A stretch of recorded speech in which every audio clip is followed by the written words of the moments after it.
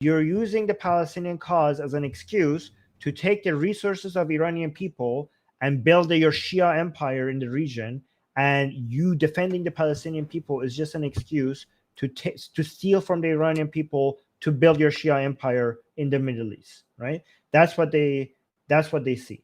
That's what they see. I don't know how much you know about the ideology underneath the Islamic Republic in Iran and what is the goal, right? And why the Iranian people think that this regime is not an Iranian regime.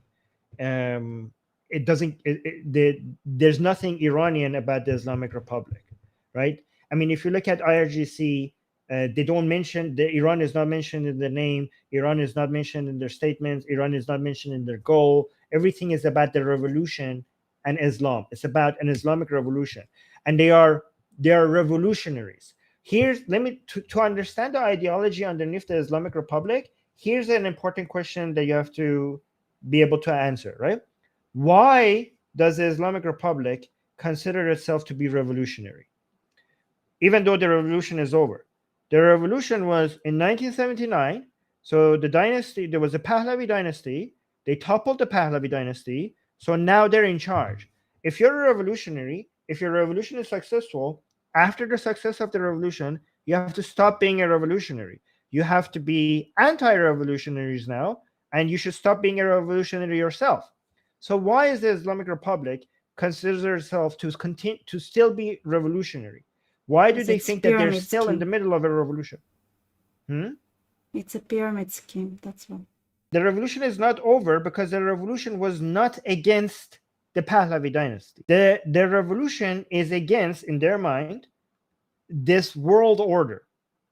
Yeah. So this comes from Sayyid Qutb. This comes from Muslim Brotherhood that managed to make its way from Sunni Muslims from Egypt to Iran through Nawab Safavi. And then Nawab Safavi and other people eventually made a Shia version of Islamic Brotherhood ideology. So the Islamic Brotherhood ideology that even came from Sayyid Qutb, the understanding was that the whole divide of the world into the Islamic land and the land of non-belief. So Darul Islam and Darul Harb, the land of Kufr and land of Islam, basically the land of Muslims and land of war. That was a division that is inherently within Islamic teaching, right? So Mm-hmm. bringing that to the modern times, the way the Sayyid Qutb saw it was that now the division, what represents the non-Islamic world, is this new liberal Western order around the world, and the Islamic world is in opposition to that. And we need to unite the Ummah, the Muslim community, to bring back a caliphate that could resist this great evil of this world Western liberal order, right?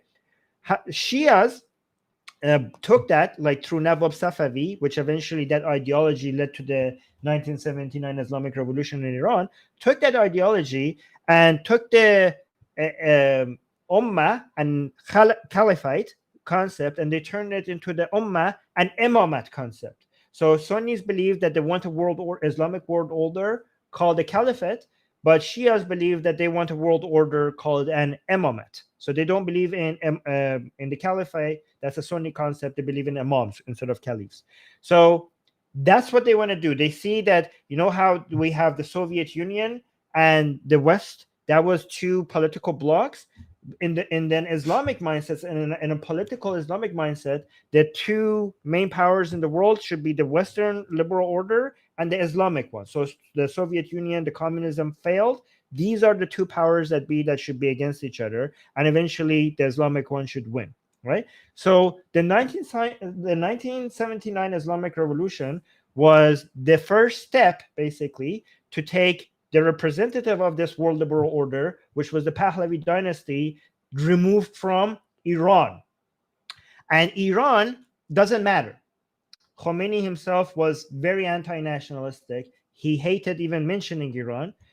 He was anti-nationalist, and he didn't care about Iran. He thought Iran is a tool to be used, to be spent towards this eventual goal, to fight this the kufr, the unbelief, which is the world liberal order. So the reason why they're still revolutionaries because this was just the first step of the revolution. They're revolting not against the Pahlavis but against all of this order. So the first step was Iran removing the Pahlavi. The second step is the Middle East, and they think this world liberal order has put Israel in the Middle East specifically to stop the Ummah, the Muslim community, to be able to take over the Middle East. So the first step was Pahlavi. The You're second step is welcome. to remove Israel. Yes. So the It's second not step is, wrong. yeah, I mean, it's our native land, but we are stopping the revolution. yes, yes, yes. I do tell Westerners that Israelis are dying fighting your enemies, so you should be grateful to Israelis. That's why I always say.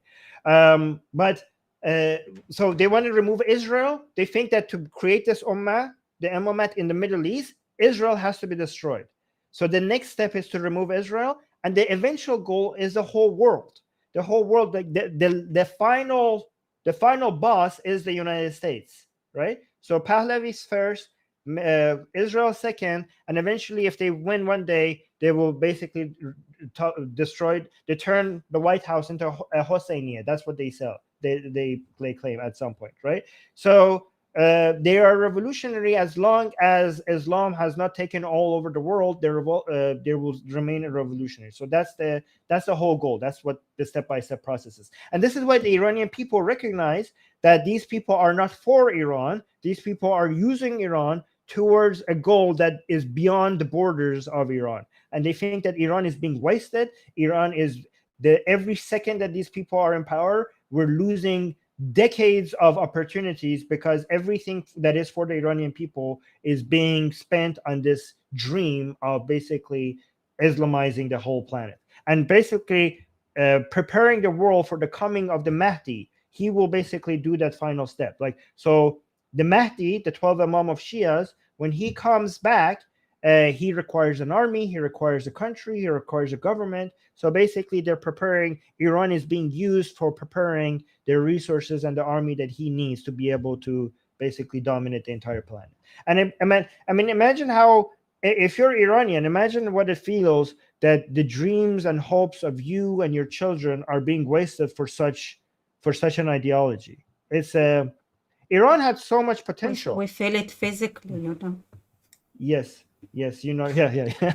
I mean, the two groups of people in the world that feel it the most, to be honest, is the Iranian people and the Israeli people.